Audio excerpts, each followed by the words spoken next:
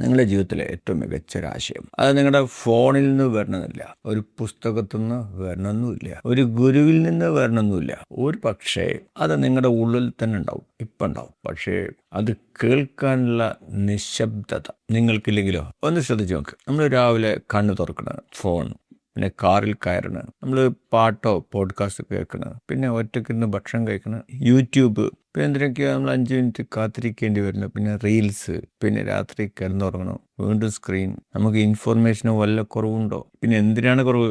Information ഇല്ലാത്ത നിമിഷങ്ങളാണ് കുറഞ്ഞുകൊണ്ടിരിക്കുന്നത്, അല്ലേ? ഇവിടെയാണ് ഇന്ത്യൻ ജ്ഞാന പാരമ്പര്യത്തിലെ വളരെ പഴയ ഒരു പരിശീലനം എനിക്ക് കൗതുകരമായിട്ട് തോന്നുന്നത്. മൗനം എന്ന് പറഞ്ഞാൽ വെറുതെ ഇങ്ങനെ സംസാരിക്കാതിരിക്കുക എന്നുള്ളതല്ല. വ്യത്യസ്ത ഇന്ത്യൻ പാരമ്പര്യങ്ങളിൽ ഇതിന് വ്യത്യസ്ത അർത്ഥങ്ങൾ, രീതികളൊക്കെ കാണാം. പക്ഷേ ഇന്നത്തെ മനുഷ്യൻ്റെ പീക്ക് പെർഫോമൻസിൽ അതിൻ്റെ കണ്ണിലൂടെ നോക്കുമ്പോൾ അതിൽ നിന്ന് എടുക്കാവുന്നൊരു മനോഹരമായ ഒരു തന്ത്രമുണ്ട്. പുറത്തു നിന്നുള്ള ഇൻപുട്ട് കുറച്ച് നമ്മുടെ സ്വന്തം മനസ്സിൻ്റെ പ്രവർത്തനം കാണാനുള്ള ഇടം കൊടുക്കുക. ഇത് മെഡിറ്റേഷൻ തന്നെ ആവണമെന്നൊന്നുമില്ല. ഇങ്ങനെ മന്ത്രങ്ങൾ ജപിച്ചിരിക്കേണ്ട ആവശ്യമില്ല. കണ്ണുപോലും അടക്കണ്ട. ഒന്നും കൺസ്യൂം ചെയ്യാതെ കുറച്ച് നേരം തന്നെ ഇരിക്കാൻ പറ്റും. ഇത് അത്ര എളുപ്പമാണെന്ന് നിങ്ങൾക്ക് തോന്നുന്നുണ്ടോ? നമുക്കൊരു ചെറിയ പരീക്ഷ നോക്കാം. ഒരു ലിഫ്റ്റിൽ നമ്മൾ ഒറ്റയ്ക്ക് കയറുമ്പോൾ ഫോൺ എടുക്കരുത്. ലിഫ്റ്റിൽ കയറി അപ്പോൾ നമുക്ക് എന്തോ ഒരു അസ്വസ്ഥത മറക്കാൻ വേണ്ടിയിട്ട് നമ്മൾ ഫോൺ എടുക്കുന്ന ശ്രദ്ധിച്ചിട്ടുണ്ടാവും. അല്ലെങ്കിൽ ഒരു ഡോക്ടറിനെ കാണാൻ വേണ്ടി 5 മിനിറ്റ് കാത്തിരിക്കുമ്പോഴേ ഫോൺ എടുക്കരുത്. സ്ക്രീൻ തുറക്കാതെ കാത്തിരിക്കണം. കാറിലൊരു ഒറ്റയ്ക്ക് യാത്ര പോകുമ്പോൾ ഒന്നും പ്ലേ ചെയ്യാതെ പോകാൻ പറ്റുമോ? അപ്പോഴാണ് ഈ കൗതുകകരമായിട്ടുള്ള കാര്യം സംഭവിക്കുന്നത്. പുറത്തുനിന്നുള്ള ശബ്ദം കുറയുമ്പോൾ അകത്തെ ശബ്ദം നമ്മൾ കേൾക്കാൻ തുടങ്ങും. നമ്മൾ ഇതുവരെ പൂർത്തിയാക്കിയിട്ടില്ലാത്തൊരു തീരുമാനം, മറന്നുപോയ ഒരു ഐഡിയ, പരിഹരിക്കാത്തൊരു പ്രശ്നം, നമ്മൾ ഒഴിവാക്കിക്കൊണ്ടിരിക്കുന്ന ഒരു ചോദ്യം, ചിലപ്പോൾ അവ മുകളിലേക്ക് വരാൻ തുടങ്ങും. ഇവിടെയാണ് മോഡേൺ ന്യൂറോ സയൻസിലെ ഒരു കൗതുകകരമായിട്ടുള്ളൊരു ആശയം വരുന്നത്. Default mode network. ലളിതമായിട്ട് പറഞ്ഞാൽ നമ്മൾ പുറത്തു നിന്നുള്ള ഒരു പ്രത്യേക ടാസ്കിൽ ശക്തിയായി മുഴുകാത്ത സമയങ്ങളിലും സജീവമാകുന്ന സ്വന്തം ചിന്ത, ഓർമ്മ, ഭാവിയെക്കുറിച്ചുള്ള സങ്കല്പം തുടങ്ങിയ നിരവധി ആന്തരിക മാനസിക പ്രക്രിയകളുമായി ബന്ധപ്പെട്ട ബ്രെയിൻ റീജിയൻസിൻ്റെ ഒരു നെറ്റ്വർക്ക്. അതായത് ബ്രെയിൻ ഒന്നും ചെയ്യാത്ത സമയത്ത് ഓഫ് ആണില്ലല്ലോ. പുറത്തുള്ള ടാസ്കുകളൊക്കെ കുറയുമ്പോഴും അകത്തെ പ്രോസസ്സിങ് തുടരാം. ഇവിടെ മറ്റൊരാശയം കൂടി പ്രധാനമാണ്. അതിന് പറയുന്നത് മൈൻഡ് വാണ്ടറിങ്. ലളിതമായി പറഞ്ഞു കഴിഞ്ഞാൽ ഇപ്പോൾ ചെയ്യുന്ന കാര്യങ്ങളിൽ നിന്ന് മനസ്സ് മറ്റൊരു ചിന്തയിലേക്കോ ഓർമ്മയിലേക്കോ ഭാവി സങ്കല്പത്തിലേക്കോ അങ്ങനെ പോണത് മൈൻഡ് വാണ്ടറിങ്.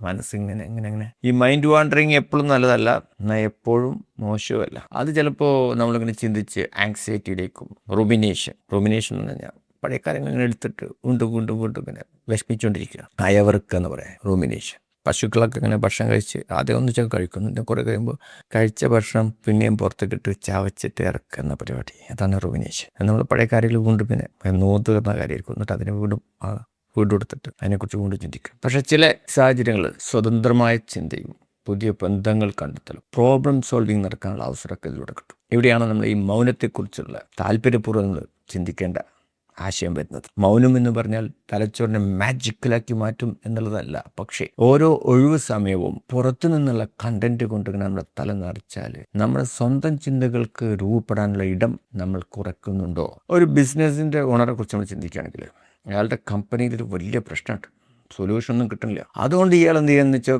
കൂടുതൽ ഇങ്ങനെ ആ സമയത്തൊക്കെ വീഡിയോ കാണും, കൂടുതൽ ആൾക്കാരോട് ഇങ്ങനെ സംസാരിച്ചുകൊണ്ടിരിക്കുകയാണ്, ആ പ്രശ്നത്തൊക്കെ അങ്ങ് നോക്കണില്ല, കൂടുതൽ അഡ്വൈസ് ചോദിക്കുകയാണ്, അത് കൂടുതൽ അറിവ് ഇങ്ങനെ നേടിക്കൊണ്ടിരിക്കുക. ഒരു ഘട്ടം കഴിഞ്ഞാൽ പിന്നെ പ്രശ്നം നമുക്ക് വിവരമില്ലാത്തതാണോ?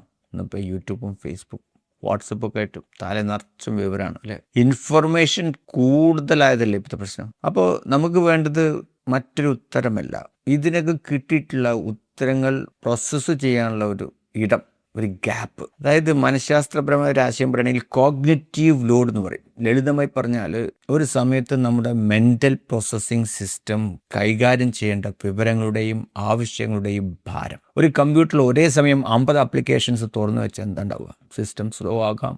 മനുഷ്യൻ്റെ ബ്രെയിൻ കമ്പ്യൂട്ടർ അല്ല, പക്ഷേ ഈ ഉദാഹരണം നമുക്ക് മനസ്സിലാക്കാൻ വേണ്ടി ഉപയോഗിക്കാം. അതായത് ഇപ്പോൾ മെസ്സേജുകൾ, calls, meetings, news, reels, problems, decisions, opinions, ഇവ തുടർച്ചയായി വന്നുകൊണ്ടിരുന്നാൽ നമ്മുടെ ശ്രദ്ധക്കും വർക്കിംഗ് മെമ്മറിക്കും വലിയ ഡിമാൻഡാണ്. അതിനാലാണ് പീക്ക് പെർഫോമൻസ് എന്നത്. കൂടുതൽ ഇൻഫർമേഷൻ സ്വീകരിക്കുക എന്നുള്ളതല്ല, എപ്പോൾ ഇൻപുട്ട് സ്വീകരിക്കണം, എപ്പോൾ ഇൻപുട്ട് നിർത്തണം എന്നറിയുന്നത് ഒരു സ്കില്ലാണ്, പ്രത്യേകിച്ച് ലീഡേഴ്സിനും എൻ്റർപ്രനേഴ്സിനും. കാരണം മറ്റുള്ളവർ നൽകിയ ഉത്തരങ്ങൾ മാത്രം ഉപയോഗിച്ച് നിങ്ങൾക്കൊരു വലിയ ഓർഗനൈസേഷനെ നയിക്കാൻ കഴിയില്ല. ഒരു ഘട്ടത്തിന് ശേഷം നിങ്ങൾക്ക് സ്വന്തമായി ചിന്തിക്കാൻ കഴിയണം. മറ്റുള്ളവരുടെ അഭിപ്രായം കേട്ട ശേഷം എല്ലാം നിശബ്ദമാക്കി അതിൽ ഞാൻ എന്താണ് കാണുന്നത് എന്ന് ചോദിക്കാൻ കഴിയണം. അതിൻ്റെ പേരാണ് ഇൻഡിപെൻഡൻറ്റ് തിങ്കിങ്, സ്വതന്ത്രമായ ചിന്ത. അതുകൊണ്ടാണ് പേഴ്സണൽ മെൻറ്ററിങ്ങിൽ ഞാൻ ഒരാളുടെ തറയിൽ കൂടുതൽ ഇൻഫർമേഷൻ നടക്കുന്നതിനെക്കുറിച്ച് മാത്രം, അതിനെ ട്രാൻസ്ഫോർമേഷനായിട്ട് നമുക്ക് കാണാൻ പറ്റില്ല. ചിലപ്പോൾ അയാൾക്ക് ഒരു പുതിയ അറിവ് വേണം, ചിലപ്പോൾ അത് ഒരു നെർവസ് സിസ്റ്റം ട്രെയിനിങ്ങാണ്. ചിലപ്പോൾ ഒരു ബ്ലൈൻഡ് സ്പോട്ട് കാണിച്ചു കൊടുക്കുന്നില്ല, അയാൾ ശ്രദ്ധിച്ചിട്ടില്ല അതേ കാര്യം കാണിച്ചു കൊടുക്കുന്നില്ല. ചിലപ്പോൾ ഒന്നും പറയാതെ തന്നെ അയാളെ സ്വന്തം ആൻസർ കണ്ടെത്താൻ ഞാൻ അനുവദിക്കേണ്ടി വരും. ഒരു നല്ല മെൻറ്റർ എല്ലായ്പ്പോഴും നിങ്ങൾക്ക് വേണ്ടി ചിന്തിക്കുന്ന മനുഷ്യനല്ല, ക്രമേണ നിങ്ങളെ കൂടുതൽ വ്യക്തമായി ചിന്തിക്കാൻ കഴിയുന്ന ഒരു മനുഷ്യനാക്കി മാറ്റുന്ന ആളായിരിക്കണം. ഇന്ന് നമുക്ക് ഒരു പരിശീലനം ചെയ്യാം. ഫോൺ എടുക്കാതെ, ഒന്നും കേൾക്കാതെ, ഒന്നും ചെയ്യാതെ വെറുതെ ഇരിക്കാനുള്ള പരിശീലനം. ആ സമയത്ത് മനസ്സ് എവിടേക്ക് പോകണമെന്ന് നോക്കുക, അത്രയുള്ളൂ. കാരണം ചിലപ്പോൾ ജീവിതത്തിൽ ഏറ്റവും വിലപ്പെട്ട ആശയം കിട്ടാൻ നമുക്ക് മറ്റൊരു ശബ്ദം ആവശ്യമില്ല. ശബ്ദങ്ങൾ കുറയ്ക്കുകയാണ് വേണ്ടത്. അടുത്ത എപ്പിസോഡിൽ മൗനത്തിൽ നിന്ന് നമ്മൾ മറ്റൊരു പുരാതന പരിശീലനത്തിലേക്ക് പോവുകയാണ്. മനസ്സ് നിശബ്ദമാക്കിയാൽ മാത്രം പോരാ, ആ മനസ്സിനെ നിങ്ങൾ തിരഞ്ഞെടുക്കുന്ന ഒരു കാര്യത്തിൽ നിർത്താനും കൂടി കഴിയണം. പുരാതന യോഗ പാരമ്പര്യത്തിൽ അതിന് നൽകിയ പേരാണ് ധാരണ. ലളിതമായിട്ട് പറഞ്ഞാൽ ശ്രദ്ധ ചിതറുമ്പോഴെല്ലാം വീണ്ടും വീണ്ടും ഒരേ കേന്ദ്രത്തേക്ക് തിരിച്ചു കൊണ്ടുവരുന്ന പരിശീലനം. ഇത് ജന്മസിദ്ധമായ ഗിഫ്റ്റ് ആണോ അതോ മസിൽ പോലെ നമുക്ക് പരിശീലിപ്പിച്ചെടുക്കാൻ പറ്റുന്ന ഒന്നാണോ ഈ ഫോക്കസ്? അടുത്ത എപ്പിസോഡിൽ നമുക്ക് ഈ ഫോക്കസിനെ കുറിച്ച്, ധാരണയെക്കുറിച്ച് ഒരു ധാരണ ഉണ്ടാക്കാം.